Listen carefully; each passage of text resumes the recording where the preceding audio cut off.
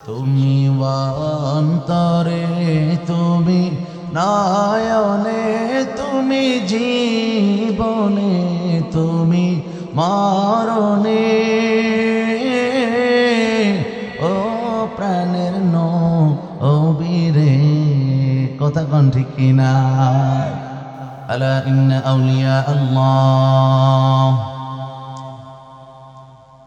লা খাউফুন আলাইহিম ওয়ালা হুম ইয়াহজানুন।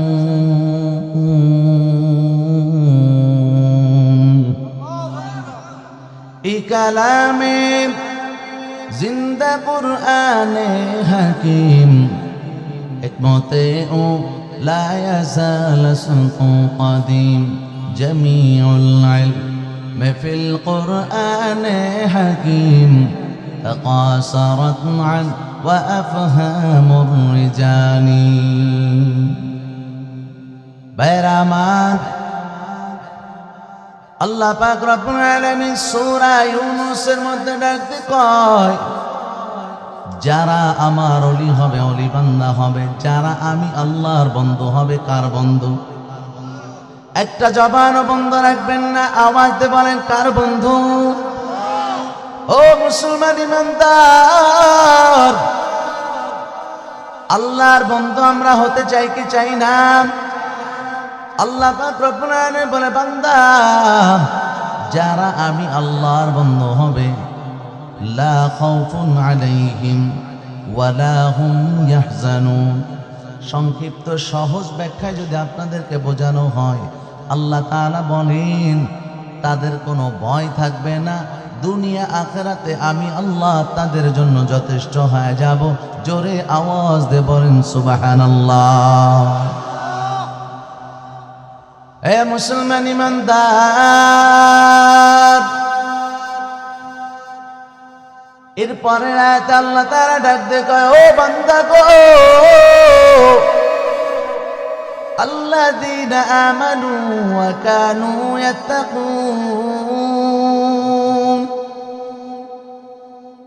আল্লাহ তাআলা বলেন, যে বান্দাদের কোনো ভয় থাকবে না, এই বান্দাদের গুণগুলা কি হবে? এই গুণের ব্যাপার আল্লাহ বর্ণনা দিতে যে দুইটা কথা বলেন। এক নাম্বার, তাদের মধ্যে ঈমান হবে, পরিপূর্ণ মজবুত ঈমান। আর দুই নাম্বারে থাকবে তাদের মধ্যে তাকওয়া। কার কথা? এ মুসলমান আওয়াজ দিয়ে বলেন কার কথা? ভাইরা আমার,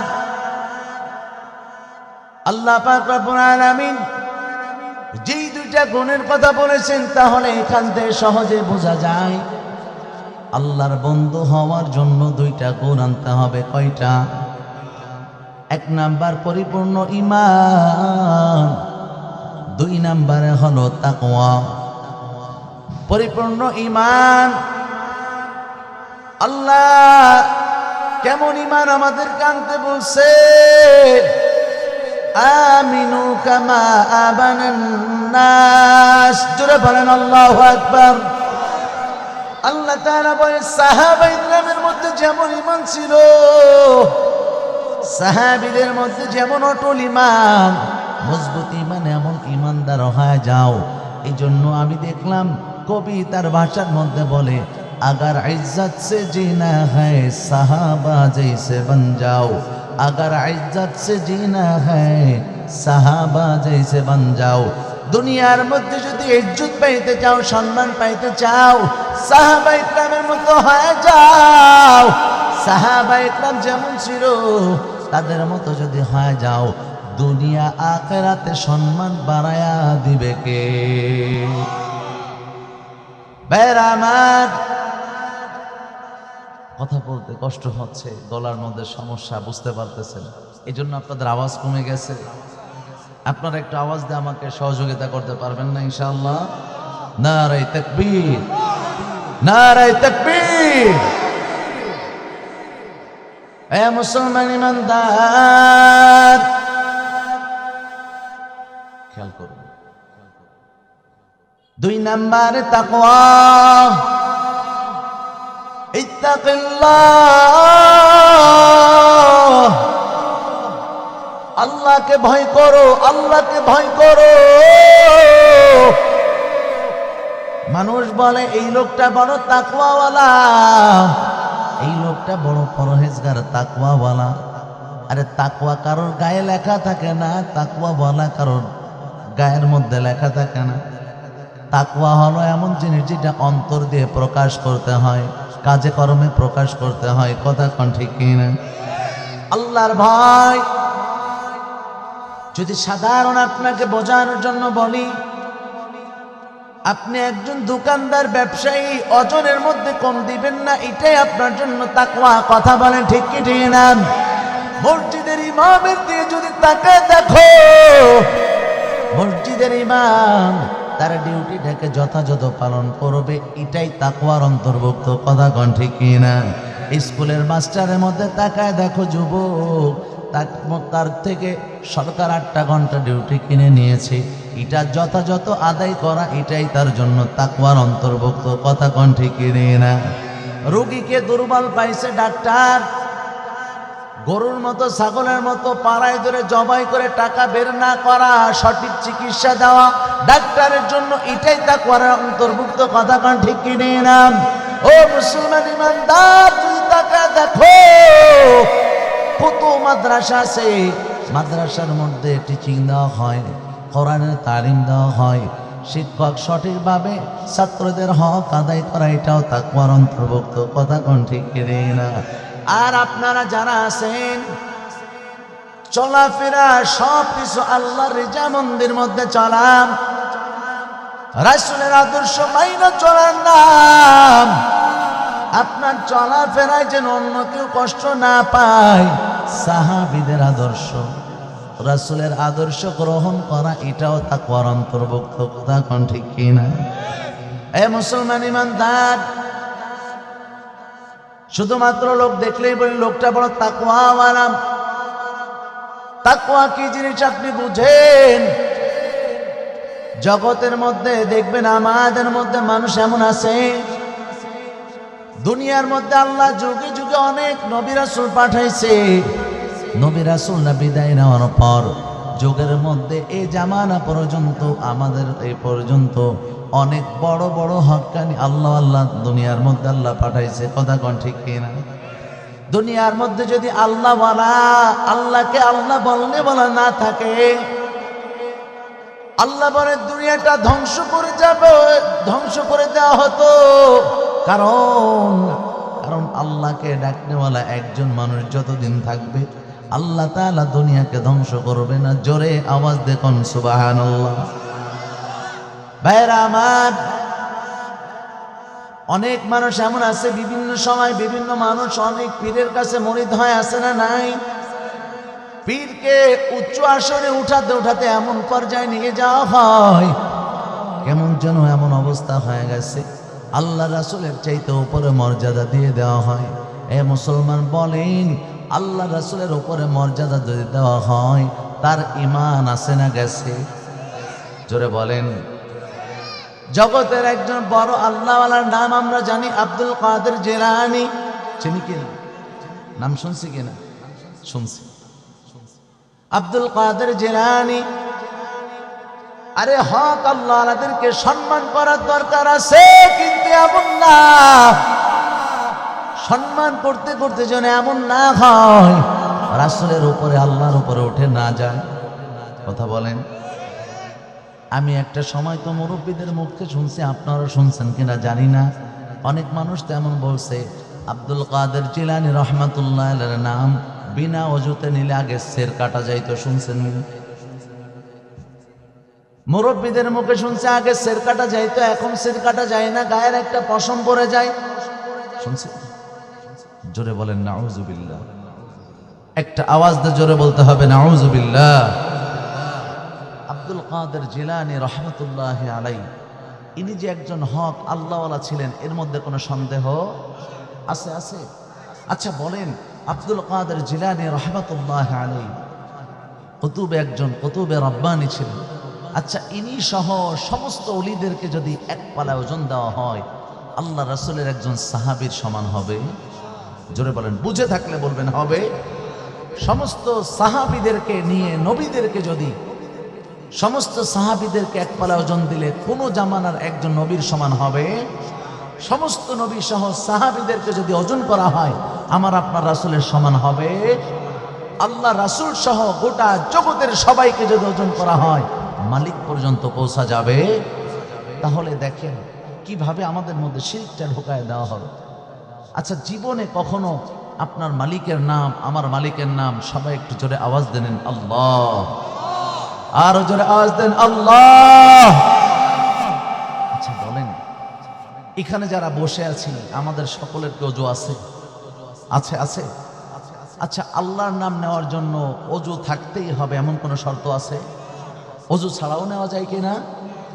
আরে যদি আব্দুল কাদের জিলানী রাহমাতুল্লাহ আলাইহির নাম নেওয়ার সাথে গার পশম পড়তো তাহলে রাসূলের নাম নিলে তার কি অবস্থা হতো? রাসূলের নাম নিলে যদি সির কাটা যেত তাহলে আল্লাহর নাম বিনা ওযুতে নিলে তার অবস্থা কি হতো? তো বেঁচে থাকারই কথা ছিল না। কথা বলে ঠিকই ঠিক না? ও মুসলমান, এই যে ছোট ছোট সূক্ষ্ম শিরক আমার আপনার মধ্যে ঢুকিয়ে দেওয়া হয়েছে। কথা কোন ঠিকই না? ভাইরা আমার, আল্লাহ তাআলা বলেন লা তুশরিক বিল্লাহ, এ বান্দা আমি আল্লাহর সাথে শিরিক করবা না। ইন্নাশ শিরকা লাযুলমুন আযীম, শিরিক হলো জগতের সবচেয়ে বড় গুনাহ।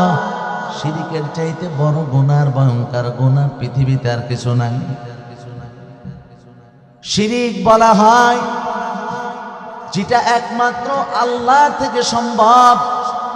এই আপনাদেরকে যদি প্রশ্ন করি, সন্তান দেওয়ার মালিককে, সম্পদ দেওয়ার মালিককে, যেটা দুনিয়ার কেউ পারে না সেটা পারে কে?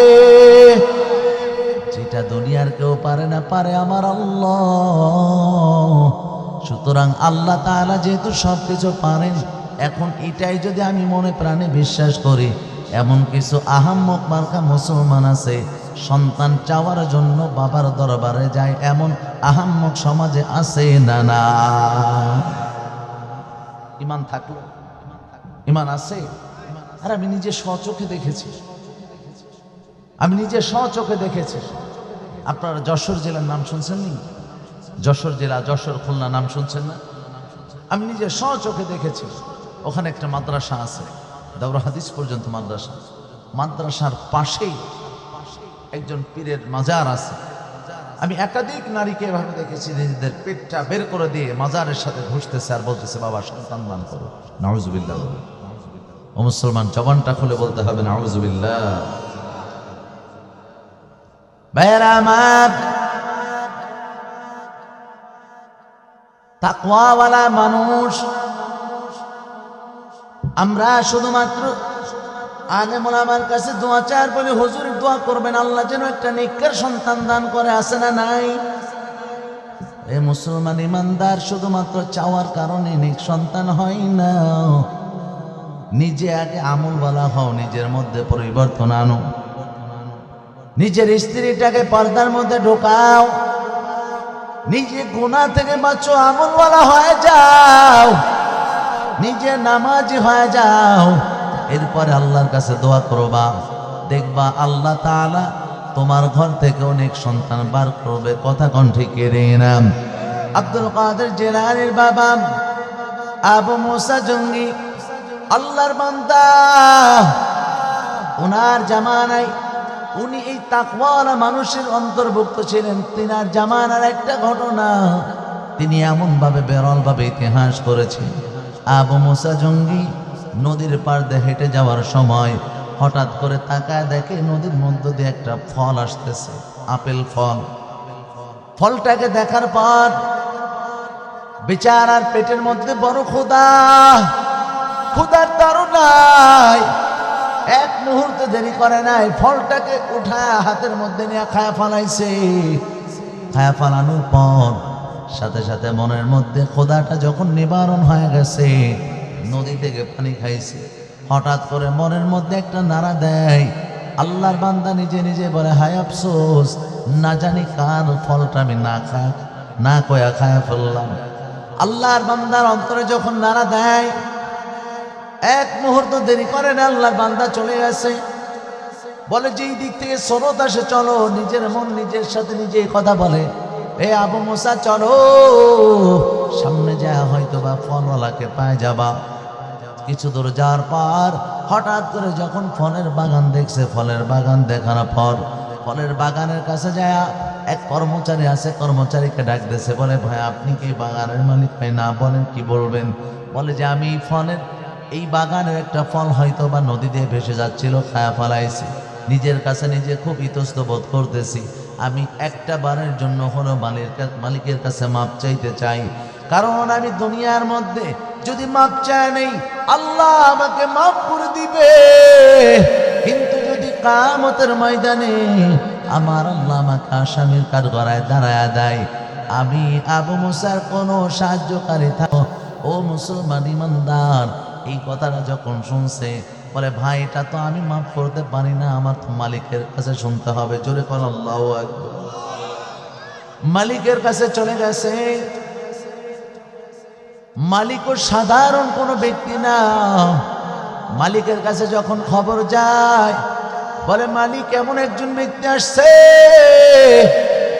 যে বলতেছে নাকি এই বাগানে একটা ফল নদীতে ভেসে যায়, এটা খাওয়ার কারণে সে আসছে আমার কাছে, আপনার কাছে মাপ চাইতে। মালিক ডাক দিয়ে কয়, এ তো সাধারণ কোনো যুবক না, সাধারণ কোনো গোলাম না। এই জন্য একটা কথা বলা হয়, রতনে রতন চিনে, কথা কন ঠিক দিয়ে না। এই জন্য সাথে সাথে দেরি করে নাই, বলে যুবককে আমার কাছে নিয়ে আসো। জোরে কন্যা সুবহানাল্লাহ। ভাইরা আমার, যুবক সন্তানকে কাছে আনার পর বলে হ্যাঁ যুবক বলো কি বলছো আমার কর্মচারীর কাছে, আমাকে আবার জানাও। যুবক ডাক দিয়ে কয়, ও বাগিচার মালিক, আপনার বাগিচার একটা ফল আমি না খায় ফেলছি। কয় কেমনে? কয় নদীর মধ্যে দিয়ে যাই। মালিক এবার তাকে পরীক্ষা করে, একটু টাচ দিয়ে দেখে বলে মাফ করতে পারি, তবে শর্ত আছে, আমার এখানে গোলামি করতে হবে, এখানে কর্মচারী হিসাবে তোমাকে নিযুক্ত হতে হবে। যুবক প্রথম ধারণা করা হয়তো কয়েকদিন হয়তো বা কর্মচারী দিতে হবে, একটা আপেলের দাম আর কতই বা হবে, হয়তো একদিন 2-4 দিন 5 দিন করব, শেষ হয়ে যাবে। উনি যখন রাজি হয়ে গেছে, উনি বলছে যে প্রথম কথাটা শুনছো, দ্বিতীয়টা শোনো, একদিন 2 দিন নয়, কমসে কম একটা যুগ সময় পার করতে হবে। এক যুগের কথা বলেছে। আচ্ছা, এই যুবকের মতো যদি আমাদের মনের অবস্থাও হতো, আমরা চিন্তা করতাম না যাই মাপটা চেয়ে ফেলি, ইমানের ধাক্কায় গেছি। যদি কোনোভাবে বলতো আরে 1 বছর দূরের কথা, 12 বছর তো দূরের কথা, এক যুগ, যদি বলতো যে 1 মাস তোমাকে গোলামি করতে হবে, কর্মচারী হয়ে এখানে কাজ করতে হবে, ইমান থাকতো আমাদের? জোরে বলেন, মিজাজটা গরম হয়ে যাইতো না? ভাইরা আমার, আল্লাহকে কত ভয় করে, কত অন্তরে ভয়, জান্নাতের আশায় জাহান্নামের ভয়, জান্নাতের আশায় জাহান্নামের ভয়ে আল্লাহর বান্দা ডাক দে কয় মালিক কিছু কম বেশ করবেন কিনা? বলে যে না, এক যুগে করতে হবে। ডাক দে কয় আমার সমস্যা না, আমি মানলাম, কারণ আমি দুনিয়ার মধ্যে কোনো না কোনো ভাবে যদি মাপ পাওয়া যায়, কিয়ামতের ময়দানে আল্লাহর কাছে আমি মাপ পাওয়া যাব। দুনিয়ার মধ্যে যদি মাপ না হয়, কিয়ামতের ময়দানে মাপ হবে না। এই জন্য লোকটা, ও মুসলমান ইমানদার, এই জন্য একটা কথা বলি, আল্লাহ পাক রব্বুল আলামিন বান্দার জন্য হকের বিষয় আলোচনা করেন। 2টা বিষয়, একটা হলো হকুল্লাহ, আল্লাহর হক, আর একটা হলো হকুল ইবাদ, আর একটা হলো বান্দার হক।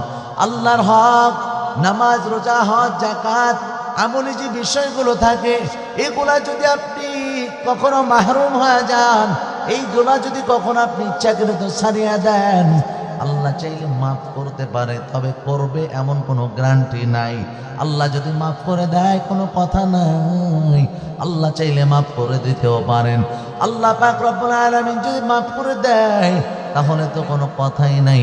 কিন্তু আল্লাহ তাআলা বান্দার যে হকটা আছে হকের ব্যাপারে বড় কঠোর।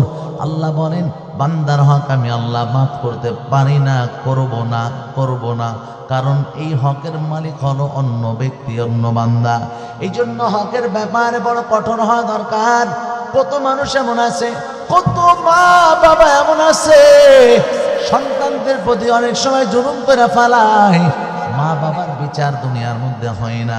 সন্তানের ওপর যদি জুলুম করিয়া ফেলায়, সন্তান মা বাবার বিচার করতে পারে না, করা সম্ভব না।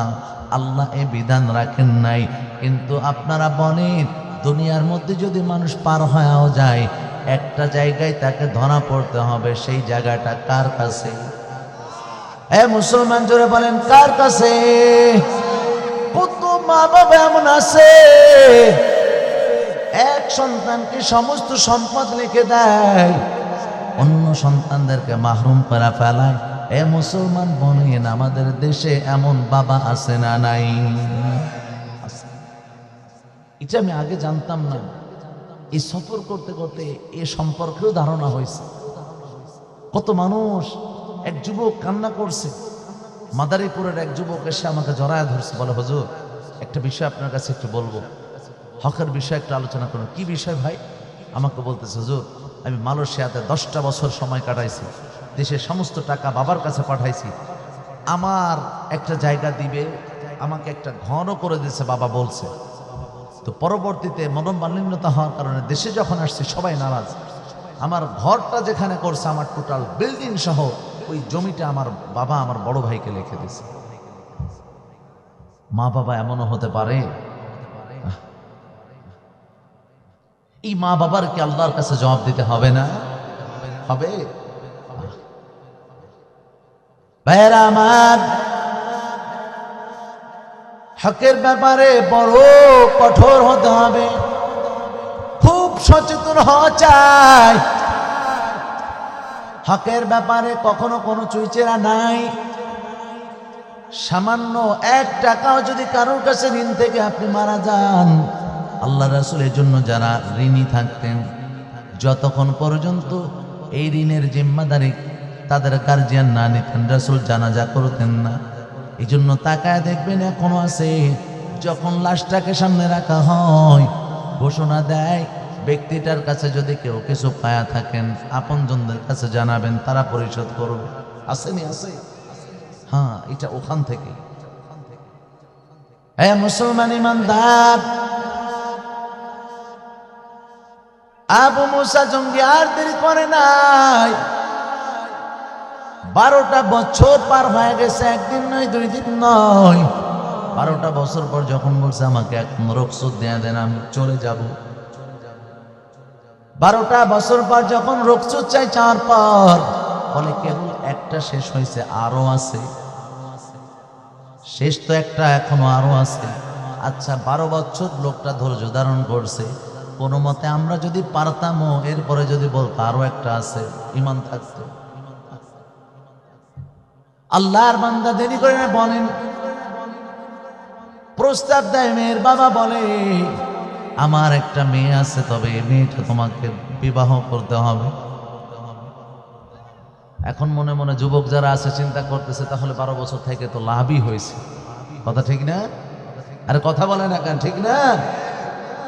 চিন্তা করতে হুজুর এই আবার যদি আগে পাইতাম আলহামদুলিল্লাহ আমাকে ঈমানও মজবুত হয়ে যেত ইনশাআল্লাহ। কথা ঠিক কি না? কিন্তু এ কথা না, উনি কিছু কথাও বলেছে যে মেয়েটার ব্যাপারে কিছু গুণ বর্ণনা করেছে। বলছে মেয়ে তো এমন মেয়ে, আমার মেয়ে চোখে একদমই দেখে না, কানে শোনে না, হাত পা নাই, বিকলাঙ্গ, যা যা বদনাম আছে মানুষের সব বলছে। এত সময় তো ধৈর্য ধারণ করছে, যদি এই কথা আমি আপনি শুনতাম সাথে সাথে আমার আপনার ঈমান ছুটে যেত। কিন্তু আল্লাহর বান্দা চোখ থেকে পানি ছেড়ে দিয়েছে আর বলে আল্লাহ একটা আপেলের জন্য আপনি আমাকে পরীক্ষা নিয়েছেন, আলহামদুলিল্লাহ আমি মেনে নিয়েছি, প্রয়োজনে এই স্ত্রী নিয়ে আমি সংসার করব, কিন্তু এরপরও জাহান্নামের আসামি হতে চাই না। জোরে বলেন আল্লাহু আকবার।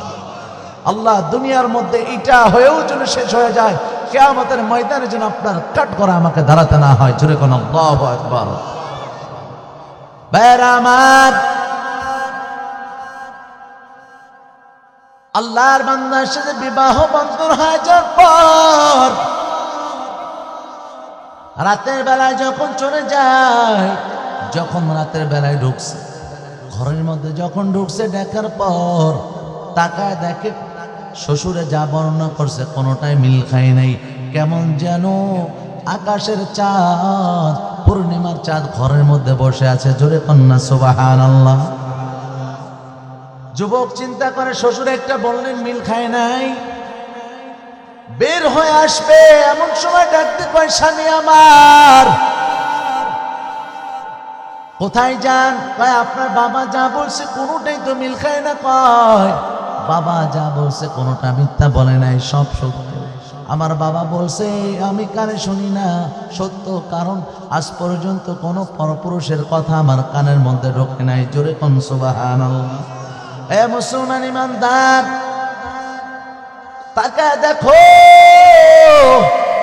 সমাজের মধ্যে আমাদের মেয়েরা যারা আছে, আমাদের স্ত্রী যারা আছে, পরপুরুষের আওয়াজ তাদের কানের মধ্যে যায় কি যায় না?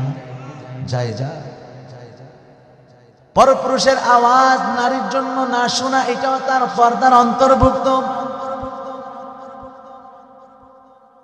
পুরুষের জন্য যেমন পর্দা ফরজ, কোন নারী যদি অন্য পুরুষের দিয়ে তাকায়া তার মনের মধ্যে যদি এমন কোনো কামনা জেগে ওঠে, আচ্ছা বলেন রক্তে মাংসের মানুষ, আচ্ছা এই নারীটার মধ্যেও কেমন আকাঙ্ক্ষা আসতে পারে কি পারে না?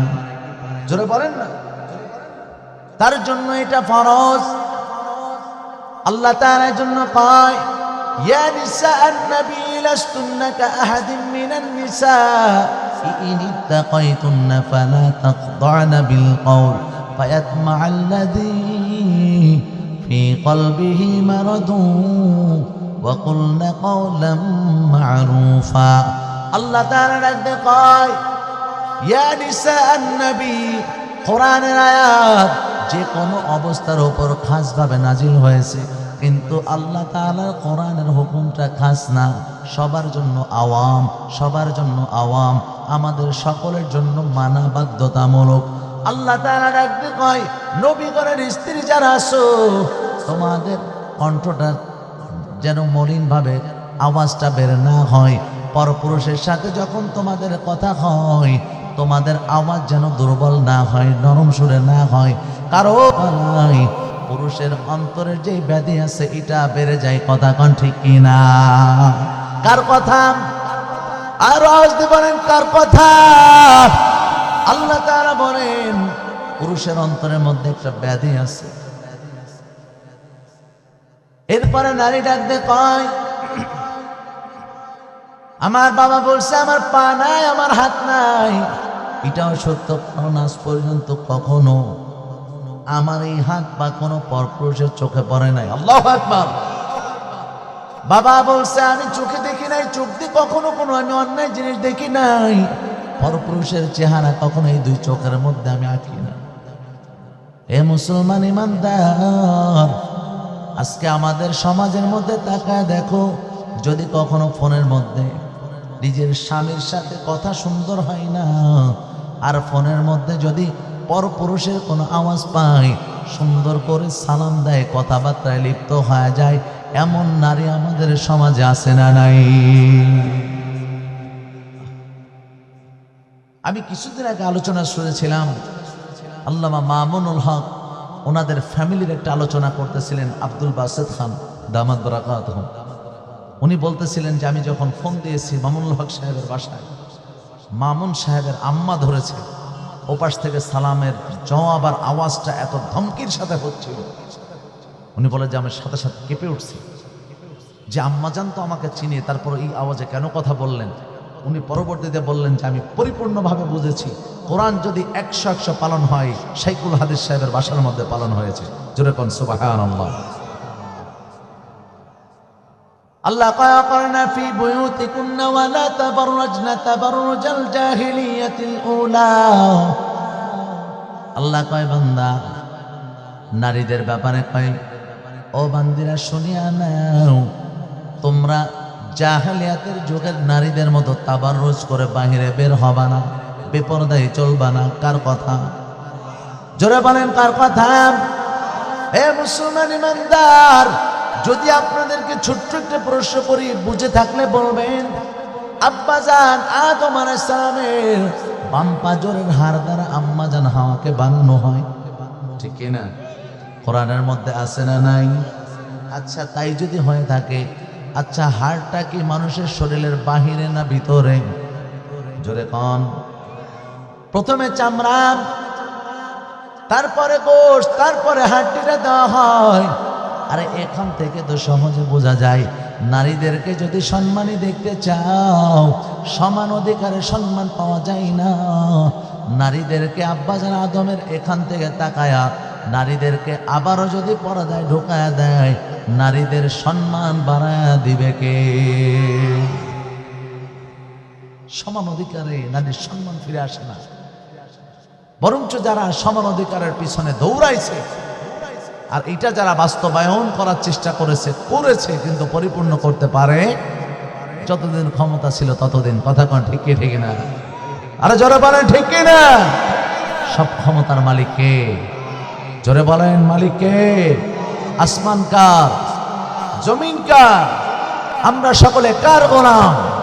সুতরাং এই জমিনে কথা চলবে একমাত্র কার? নারায়ে তাকবীর, নারায়ে তাকবীর। আল্লাহর জমিনে কোরআনের আলোচনা পরিপূর্ণভাবে সঠিকভাবে প্রচার করতে দেওয়া হয়।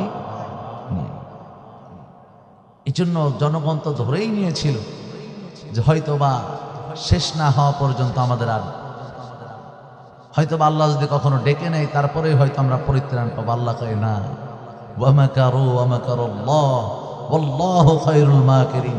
ষড়যন্ত্রকারীরা যেমনই ষড়যন্ত্র করুক না কেন, আমি আল্লাহ তাদের চাইতে উত্তম কৌশল অবলম্বনকারী। একটা আওয়াজ দিয়ে বলেন আল্লাহু আকবার। অনেকে আবার এটার ব্যাখ্যা করতে যেয়ে বলে ষড়যন্ত্রকারীদের চাইতে উত্তম ষড়যন্ত্রকারী আল্লাহ। ষড়যন্ত্র কখনো উত্তম হয়? আল্লাহর শানের সাথে এটা বেমানান, এটা চলে।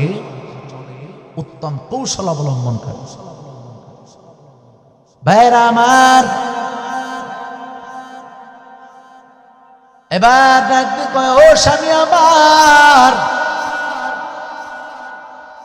আব্বা জান বলছে আমি কথা বলতে পারি না। হ্যাঁ সত্য, কারণে জবানতে কখনো কোনো পরপুরুষ আমার জবানের আওয়াজ শুনে নাই। জোরে কন্যা সুবহানাল্লাহ। ও আম্মা জানের দল, পর্দার জি মারা আছেন, আমার জীবনের আসল এটা কণ্ঠটা আল্লাহ তোমাদের জন্য পর্দার অন্তর্ভুক্ত দিয়েছেন। এটাও পর্দার অন্তর্ভুক্ত। কণ্ঠটাকে মার্জিত করবেন, কণ্ঠটা যেন পরপুরুষের কানের মধ্যে না পৌঁছায়। ভাইরা আমার, হে মুসলমান ইমানদার, আব্দুল কাদের জিলানীর বাবা আবু মুসা জঙ্গি কোনো কথা নাই। এই যে দুই ব্যক্তি নারী বলে যে আমার এই জবানের আওয়াজ কখনো কোনো পরপুরুষ শোনে নাই, অথচ আমাদের নারীদের যে তাকায় দেখেন, স্বামীর নামে গীবত শিকায়ত আছে না নাই? আছে আছে। কয়েক নারী যখন এক জায়গায় বসে যায়, গীবতের অবস্থা এমন, একজন নারী আর একজনকে ডাক দেয় বউ বলে, এমন একটা টান বউর মধ্যে চার আলিফ টানতে টানতে 2 আলিফের মাথায় স্বামীর 4টা বদনাম আছে না নাই? জোরে বলেন। স্বামী কি জিনিস সেটা আপনাকে কি দিয়ে বোঝাবো, কিভাবে আপনাকে বোঝাতাম? আল্লাহ রাসূল বলেন যে আল্লাহ ছাড়া যদি অন্য কাউকে সিজদা দেওয়ার ব্যাপারে আল্লাহ অনুমতি দিতেন, আমি অনুমতি দিয়ে দিতাম নারীরা যেন তাদের স্বামীর পায়ের মধ্যে লুটায় পড়ে। যেরকম আল্লাহু আকবার। সম্মান বোঝানোর জন্য সিজদা দিতেই বলছে, ব্যাপার এমন, সম্মান বোঝাতে চেয়েছেন রাসূল। এই জন্য পুরুষও যারা আছেন তারাও খুব খেয়াল করবেন, তারাও নারীদেরকে মাঝে মধ্যে এই সমস্ত কথাবার্তা বলে বলে নারীদেরকে মোটামুটি আটকানোর চেষ্টা করে।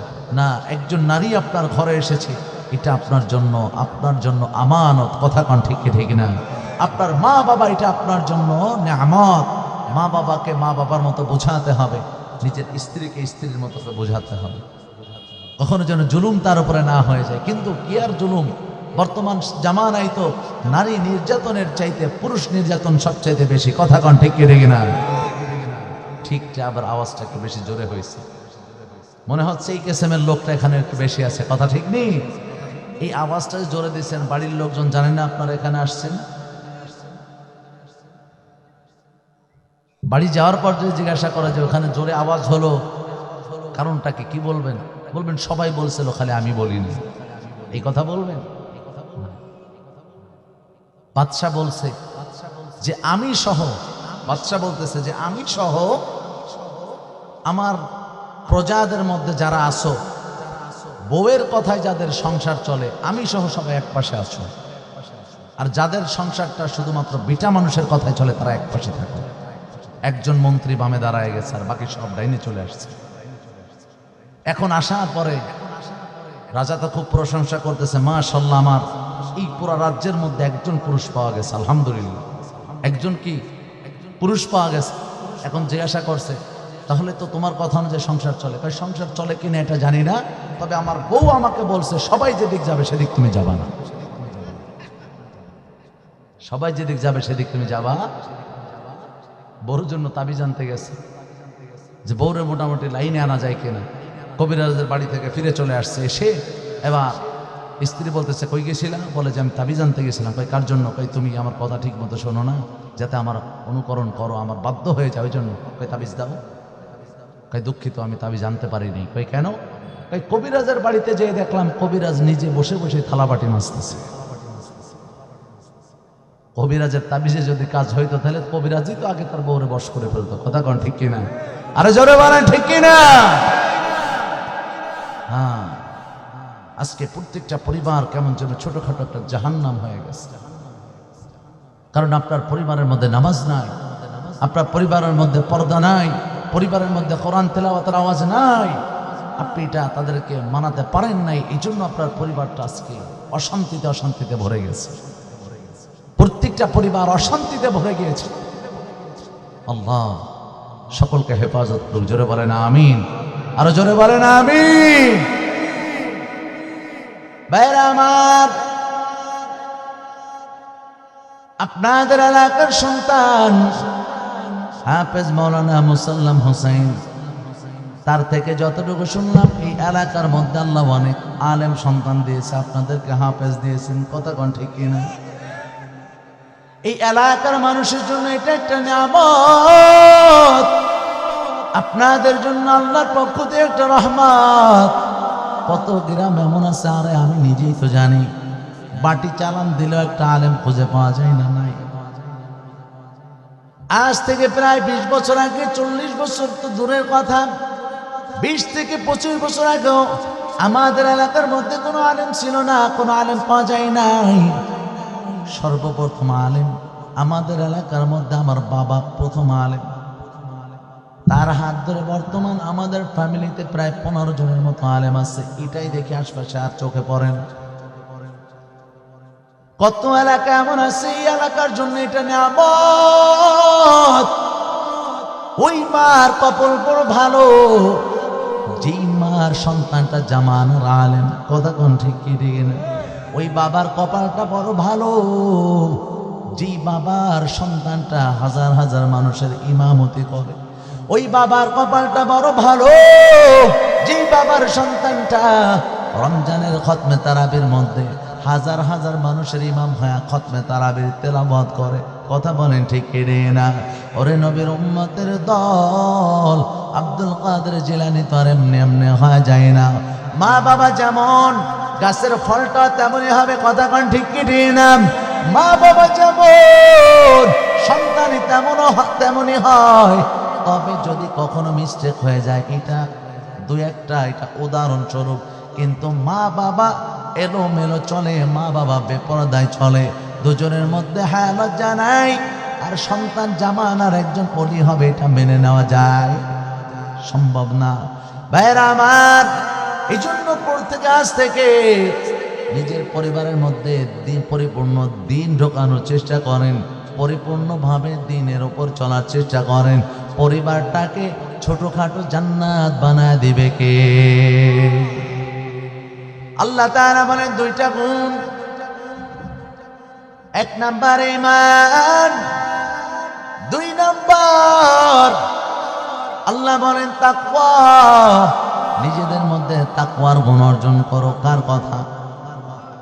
সাহাবা ইকরামের মতো ঈমান, আমিনু কামা আমানান নাস। সাহাবা ইকরামের মতো ঈমান, তাকওয়ার গুণ অর্জন করবেন, এটাও সাহাবীদের মতো। তবে এখন তো আমাদের মধ্যে এমন কিছু বক্তা ভাইরা আছে যারা বলে সাহাবীদেরকে সত্যের মাপকাঠি মানা যাবে না, সাহাবীদেরকে মিয়ারে হক মানা যাবে না। এমন ফিতনাবাজ বক্তা আমাদের মধ্যে আছে না নাই? সাহাবা ইকরামকে মানা যাবে না? জোরে আপনাদেরকে বলতেছি, মানা যাবে না কেন? সাহাবা ইকরামের ব্যাপারে আল্লাহ তাআলা নিজেই বলে নাই যে আমি তাদের উপরে রাজি সন্তুষ্ট? আল্লাহ বলছে কোরআনের মধ্যে, তো বলছে আল্লাহ তাআলা রাদিয়াল্লাহু আনহুম ওয়া রাদু। আল্লাহ যদি বলে থাকেন যে আমি তাদের উপর রাজি এবং সন্তুষ্ট, তাহলে তাদেরকে মানা যাবে কি যাবে না? আর জোরে বলেন, যাবে কি যাবে না?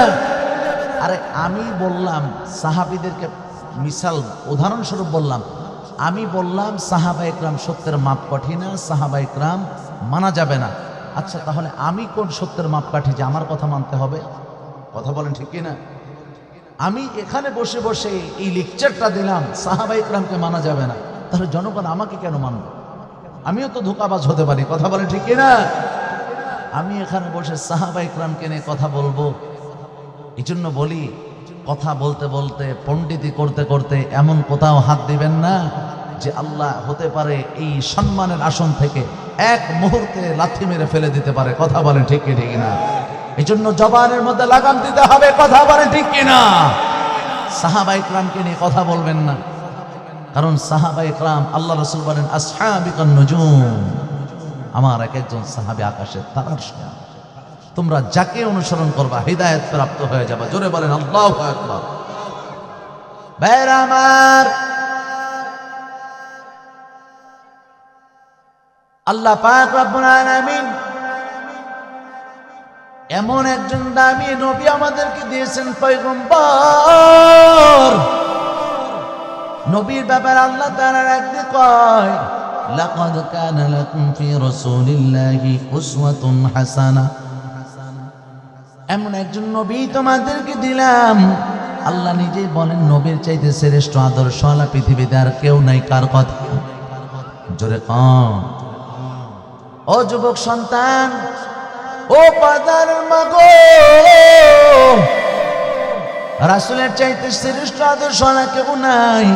আল্লাহ বলেন রাসূলের আদর্শকে মেনে নাও, দুনিয়া আখিরাতে শান্তি ঢোকায়া দিবে কে? রাসূলকে আজকে আমার আপনার আদর্শ মানতে ভালো লাগে না।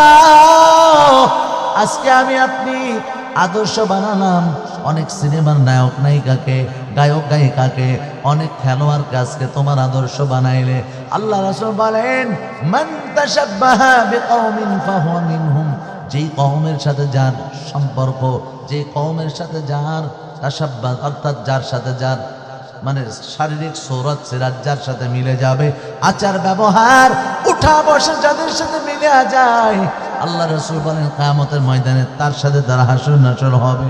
এখন তুমি চিন্তা করে দেখো, চুলের মধ্যে কাটিংটা লাগাইছো খেলোয়াড়ের মতো, চুলের মধ্যে কাটিংটা লাগাও নায়কের মতো, তাহলে বলেন রাসূলের আদর্শ ছেড়ে দেওয়ার পর এই নাপাক চরিত্রগুলাকে আদর্শ বানায়, আইডল বানায়া আল্লাহর জান্নাত আশা করা যাবে কি? পারবেন না। এ মুসলমান ইমানদার, আল্লাহ তাআলা ডাকতে কয় ওয়া ইন্নাকা লাআলা খুলুকিন আযীম। জোরে বল আল্লাহু আকবার। আল্লাহ তাআলা ডাকতে কয় রাসূলের মতো এত আদর্শওয়ালা আর দুনিয়ায় কেউ নাই। ও নবী, সবচেয়ে চরিত্রওয়ালা আর সুন্দর দামি মানুষ আপনি। জোরে বল আল্লাহু আকবার। আল্লাহ রাসূলের ব্যাপারে আল্লাহ সার্টিফিকেট দেয়, রাসূলের জিন্দেগিতে কোনো গুনাহ নাই, রাসূলের জীবনীতে কোনো গুনাহ নাই, রাসূলের জীবনীতে কোনো গুনাহ খুঁজে পাওয়া যায় না। সুবহানাল্লাহ। কোন জোরে কোন সুবহানাল্লাহ। আল্লাহ তাআলা কোরআনের মধ্যে জানায় দেয় ইন্না ফাতাহনা লাকা ফাতহাম মুবিনা। সূরাটার মধ্যে আল্লাহ ডাক দেয়, নবী আমার আগের পিছনের আরে গুনাহ তো দূরের কথা, যদি কোনো ত্রুটি হয়েও যায় আমি আল্লাহ সব ক্ষমা করে দিলাম। রাসূলের ব্যাপারে ক্ষমার সুসংবাদ দিয়েছেন কে? আল্লাহ নবী আমার রাতের বেলায় যাই নামাজের মুসল্লার মধ্যে দাঁড়ায় যায়, রাসূল আমার দাঁড়ায় দাঁড়ায় পুরা রাত পা মুবারকটা ফোলায় ফেলে। ও মুসলমান ইমানদার, রাসূলের ব্যাপারে গুনাহ মাপের কথা আসছে, এরপরও রাসূল নামাজ ছেড়ে দেয় নাই। রাসূল নামাজ পড়ছে কি পড়ে নাই? ভাইরা আমার, রাসূলের হায়াত শেষ হয়ে যায় তখনও পর্যন্ত রাসূল বলেন সালাত, নামাজকে ছাড়বা না, নামাজ ছাড়বা না। এ মুসলমান ইমানদার, ইমানটাকে মজবুত করেন, তাকওয়ালা হন, আল্লাহকে ভয় করেন, সবসময় খেয়াল রাখবেন আল্লাহ আমার আপনার সাথে আছেন। আল্লাহ পাক রব্বুল আলামিন আমি যা করতেছি সব দেখতেছেন। গুনাহ করতেছে যুবক, রাসূল পুরা জীবনটা এমন ভাবে কাটাইছে, রাসূল তাহাজ্জুদের নামাজের লম্বা সময় তেলাওয়াত করতেন। দুনিয়ার মধ্যে যদি কোনো বুজুর্গ দেখেন, বুজুর্গকে যদি আপনি জাস্টিফাই করতে চান, বুজুর্গর সোহবতে থাকবেন, আগেই খেয়াল করবেন বুজুর্গর মধ্যে যদি তাহাজ্জুদের আমল না থাকে কখনো আল্লাহওয়ালা বুজুর্গ হওয়া সম্ভব না। কথা কোন ঠিক কিনা? সম্ভব না। কেন জানেন? কারণ রাসূলকেই তো আল্লাহ তাহাজ্জুদের নামাজ রাসূলের জন্য ফরজ করেছেন। নবীদের জন্য ফরজ কেন করেছেন? কারণ তাহাজ্জুদের নামাজের বিকল্প নাই আল্লাহর নৈকট্য হাসিল করার। জোরে কোন সুবহানাল্লাহ। তাহলে বুঝতে পারলাম যে আল্লাহর বন্ধু হতে হলে অবশ্যই ঈমানটাকে কি করতে হবে? মজবুত করতে হবে। কি করতে হবে? মজবুত করতে হবে। এরপর আল্লাহর ভয়, তাকওয়া, ভয় অন্তরে ঢোকাতে হবে। এরপর আপনি যখন আল্লাহর বন্ধু হবেন, আল্লাহ নিজে বলেন, হাদিসে কুদসির মধ্যে আসছে, মান আদা লি ওয়ালিয়ান ফাকাদ আযামতুহু বিল হক। আল্লাহ তাআলা বলেন, যদি আমার ওলি, আমার বন্ধুদের সাথে কোনো ব্যক্তি, আল্লাহ যে বলছে না প্রথম আয়াতের মধ্যে, আলা ইন্না আউলিয়া আল্লাহ লা খাউফুন আলাইহিম ওয়া লা হুম ইয়াহজানুন, আমার বন্ধু যারা হবে তাদের কোনো ভয়, জোরে বলেন, ভয় নাই। এই কথা আল্লাহ বলছেন কেন? এই হাদিসের দিকে তাকালে সহজে বোঝা যায়। হাদিসের দিকে তাকালে সহজে বোঝা যায়। আল্লাহ বলেন, আমার বন্ধুদের সাথে যদি কেউ শত্রুতা পোষণ করে আমি আল্লাহ নিজে তাদের সাথে যুদ্ধ করব। জোরে কোন সুবহানাল্লাহ। জোরে বলেন সুবহানাল্লাহ। এই জন্য আল্লাহর বন্ধু হতে চাই কি চাই না? জোরে বলেন, চাই কি চাই না? রাসূলের আদর্শ মানতে চাই কি চাই না? রাসূলের আদর্শ মানার দরকার আছে। রাসূলের আদর্শ মানবেন। রাসূলের আদর্শ মেনে নিলে দুনিয়া আখিরাত বলেন, আপনার ফ্যামিলি বলেন, প্রত্যেকটা জায়গায় শান্তি। আপনি সংসার থেকে সংসার, যেখানে রাসূলের আদর্শ মানবেন, কোরআন যেখানে আপনি ফিট করবেন, এই জায়গায় শান্তি আর শান্তি ঢোকায় দিবেন কে? আরো জোরে বলেন, কে? তুমি অন্তরে, তুমি নয়নে, তুমি জীবনে, তুমি মরণে, ও প্রাণের নবীরে। কথা কোন ঠিক কিনা? রাসূলকে অন্তরে রাখেন, রাসূলকে অন্তরে ধারণ করেন, সাহাবায়ে কেরামের মতো মহাব্বত করেন, দেখবেন জীবনটা পাল্টে গেছে। আপনি জীবনটা পাল্টাতে চান, সাহাবীদের গুণ আনার চেষ্টা করেন। ইজ্জত সে জিনা হ্যায় তো সাহাবা জৈসে বন যাও। এটা এমনি এমনি বলে নাই। আমাদের আকাবের যারা ছিলেন, বড় বড় আলেম যারা চলে গেছেন, ইনরা সাহাবীওয়ালা জীবনযাপন করেছেন।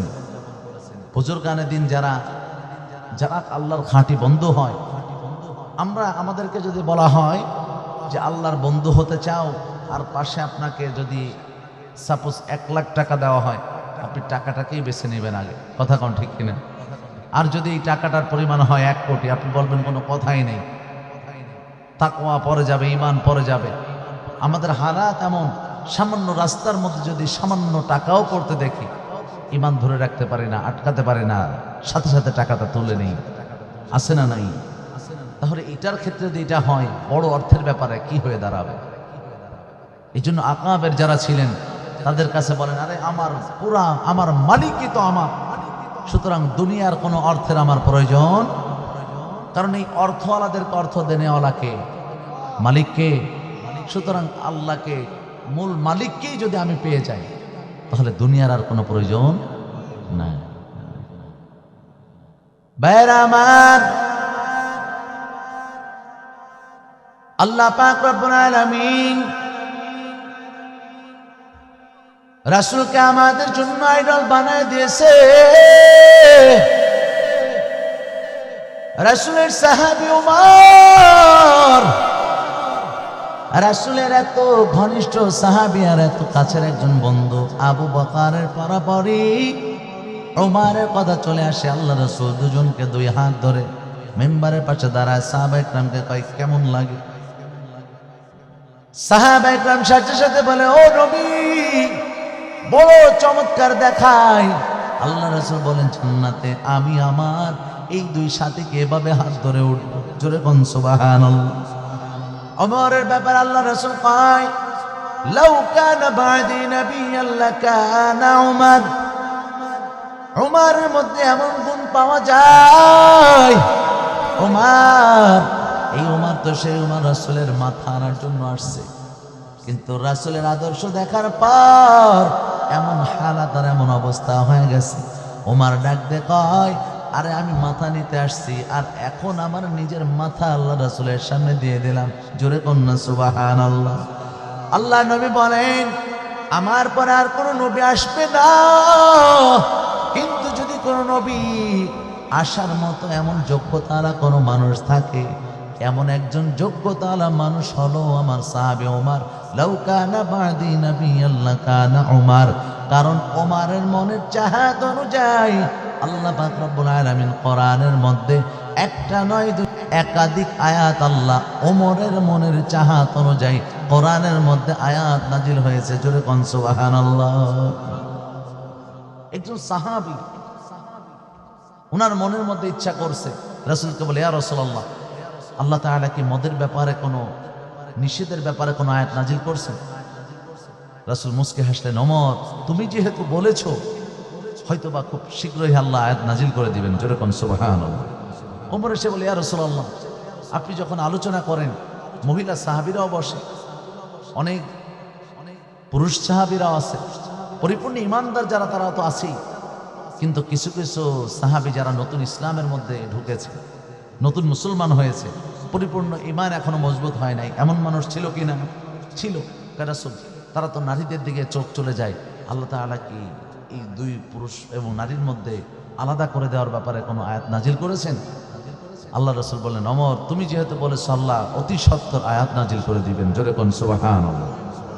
নবুয়তে একটা মন মানসিকতা মিজাজওয়ালা ছিলেন তিনি, এমন একজন মানুষ ছিলেন। বুখারীর একটা হাদিসের মধ্যে আসছে, আল্লাহ রাসূল বলেন যে মসজিদ থেকে যখন বের হয়েছি, রাসূল বলেন আমি দূরে তাকালাম, শয়তান আমার চোখের মধ্যে পড়ছে। আমি সামনে আগায় গেছি, কিছু দূর আগায় যাওয়ার পর আল্লাহ রাসূল বলেন যে শয়তান রাস্তাটা পাল্টায় দিছে। রাসূল মনে মনে চিন্তা করেন যে শয়তান রাস্তাটা পাল্টায় দিছে, আমাকে দেখে তো পালানোর কথা না। রাসূল বলেন পিছনে তাকায় দেখলাম যে ওমর আসতেছে। ওমর, জোরে বলেন আল্লাহু আকবার। আরে জোরে বলেন আল্লাহু আকবার। ওমরকে দেখলে শয়তানও রাস্তা পাল্টায় দেয়। কথা বলেন ঠিক কি ঠিক না? এই জামানার জন্য একজন ওমরের প্রয়োজন আছে না নাই? এই জামানায় যদি আল্লাহ এমন একজন ওমরকে দিয়ে দেয়, যত শয়তানের চেলাপেলারা আছে তারা পথ পাল্টায় দিতে বাধ্য হবে। কথা বলো ঠিক কি না? ড্রাইভিং সিটের মধ্যে মাতাল বসায়া যদি কিয়ামত পর্যন্ত আল্লাহর কাছে দোয়া করে, আল্লাহ খবরদার যেন অ্যাক্সিডেন্ট না হয়, পিছনে অলি বুজুর্গ সবাইকে বসায় তসবিহ টিপাতে বসায় দিচ্ছেন, আর ড্রাইভিং সিটে আপনি মাতাল বসায় দিচ্ছেন, অ্যাক্সিডেন্টের হাত থেকে বাঁচা যাবে? জোরে বলেন না।